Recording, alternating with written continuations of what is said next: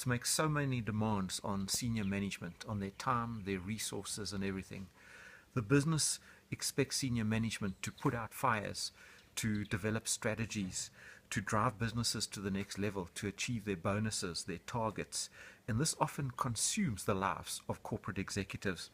And really, they don't have time to focus on their personal lives. They're just too busy managing their own business to actually manage their personal lives.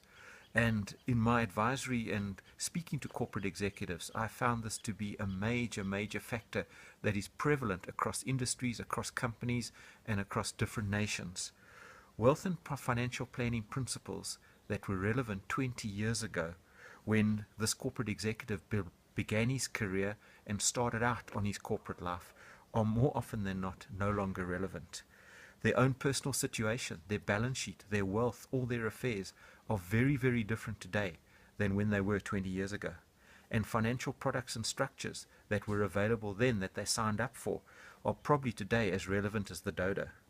It's only when a major life event comes along that a personal tsunami sort of hits their lives, and then they come to the reality that they have neglected their own personal strategy and their own personal affairs because they've been so engrossed with that of the business.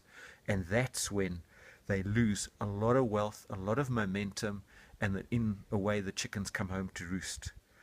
Do business owners and corporate execs have an end game? Do they have personal goals and objectives? Have they given an iota of time and thought to them? And what are they doing about that? Or is it just a focus on the company? Do they have appropriate plans and strategy that take into account their life circumstances now, just like they were years ago? Do they apply the same leadership and due diligence to their personal lives and wealth as they do to their companies? And another factor to consider is, do corporates have an inherent responsibility to ensure that their executives have these plans and strategies in place, or do they not care? My view is that corporates do have an inherent responsibility and should actually ensure that the executives' personal lives are in place just as much as they want the executives to ensure that their own corporate life is in place and focused on taking the company to the next level.